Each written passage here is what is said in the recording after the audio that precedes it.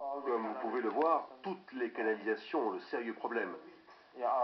Il y a, oui, de nombreuses fuites. Comme vous le voyez, ici, le carrelage est vraiment de mauvaise qualité. Le carrelage tombe tout seul, aucune prise électrique ne tient au mur. Ici, comme vous pouvez le voir, dans cette salle d'opération, tous les murs sont détruits.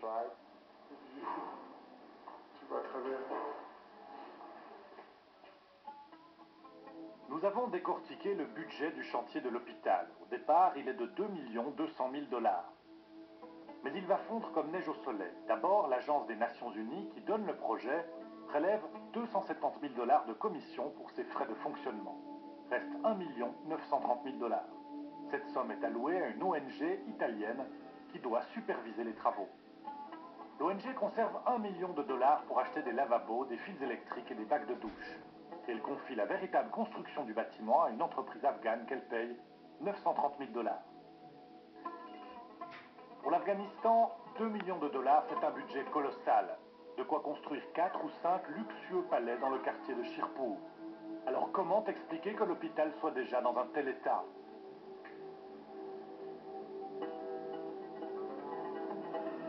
L'organisation italienne qui a supervisé les travaux a accepté de nous rencontrer. Le siège d'Intersos est à Rome. Les responsables n'étaient jamais retournés à Kaboul. Nous leur montrons les images.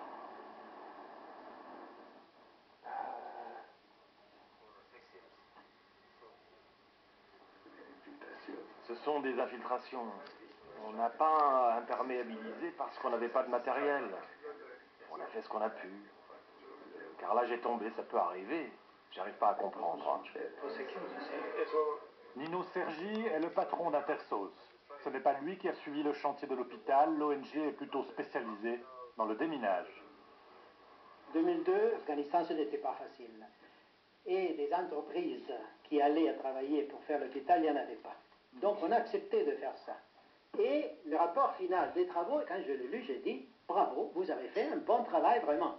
Et c'est vraiment des rapports techniques faits par des spécialistes du gouvernement afghan. Non, de UNFPA, donc internationaux. C'est ça que je dis. Alors, voir ces images, il y a quelque chose que, enfin, ne coïncide pas. L'ingénieur responsable des opérations sur le terrain, c'était lui. Il va plaider entre autres l'absence d'entretien du bâtiment.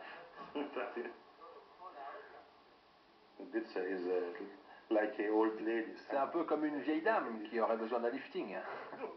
C'est juste un lifting, il n'y a pas de problème de structure. C'est une vieille dame un peu jeune, elle a juste 5 ans. Non, c'est le vieux bâtiment qui a plus de 5 ans. Non, il faut revenir à la réalité. Là. Il s'agit du bâtiment que vous avez construit. Ce mur tout démoli, c'est ce que votre sous-traitant a construit il y a 4 ans. Et vous pouvez le voir, ça tombe tout seul. C'est du mauvais ciment. Bah, désolé, mais vous avez jamais vu un mur après un tremblement de terre, hein? Ah bon, un tremblement de terre? Eh oui, désolé. Après vérification, il y a bien eu un tremblement de terre en 2004, mais l'épicentre se trouvait à 300 km de la capitale dans laquelle il n'aurait pas fait de dégâts. Pour la justice afghane, l'explication est plus terre à terre. L'hôpital tombe en ruine parce que les matériaux utilisés sont de mauvaise qualité. Le magistrat chargé de mener l'enquête est un des rares qui se battent vraiment contre la corruption. À sa demande, une commission d'experts s'est penchée sur les comptes de l'ONG italienne.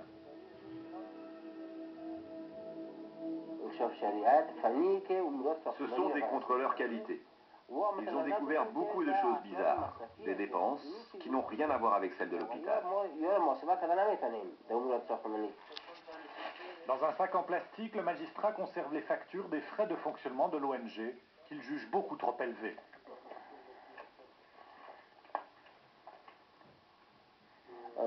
Des salaires des expatriés, des ordinateurs, des voyages, des meubles, des télévisions, des tapis pour leurs locaux.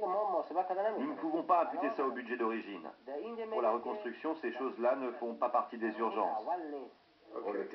Mais pour les responsables d'Intersos, il s'agit du coût normal de fonctionnement d'une ONG occidentale. Dans tous nos projets et dans toutes les ONG, il y a une part qu'on appelle les frais de fonctionnement. Il y a les salaires des expatriés, il y a le prix des communications, les voitures pour transporter le matériel, il y a quelques ordinateurs aussi et d'autres choses encore. Et cela représente un certain pourcentage que les ONG doivent utiliser pour fonctionner. La justice afghane s'étonne aussi que l'ONG ait facturé très cher des matériaux venus d'Italie. Ils disent qu'ils ont été obligés d'acheter du matériel en Italie. Des fenêtres en Italie, au Pakistan, des lampes, des WC, des baignoires en Italie, alors que le marché en Afghanistan est rempli de ce matériel. Pourquoi en Italie? Enfin, et c'est sans doute le souci principal, le sous-traitant afghan qui a réalisé pour 930 000 $ de travaux a purement et simplement disparu. L'entreprise n'a jamais existé. Elle n'a pas d'adresse. Cette société s'appelle la réhabilitation de Chordi, mais elle n'est pas enregistrée. Alors comment peut-elle prendre autant d'argent? De toute évidence, le sous-traitant semble avoir surfacturé certaines opérations, comme par exemple la démolition d'un vieux bâtiment pour 80 000 $, soit 3 fois la somme réelle. Les Nations Unies, de leur côté, ont lancé une enquête contre le fonctionnaire américain qui a supervisé le budget de l'hôpital. Celui-ci aurait détourné à son compte pas moins de 500 000 $. Ces pays-là sont venus soi-disant pour reconstruire l'Afghanistan. Malheureusement, au lieu de nous aider, voilà ce qu'on découvre dans nos dossiers judiciaires. Ils prennent 1 million de $. Mais dans quoi ils l'ont dépensé?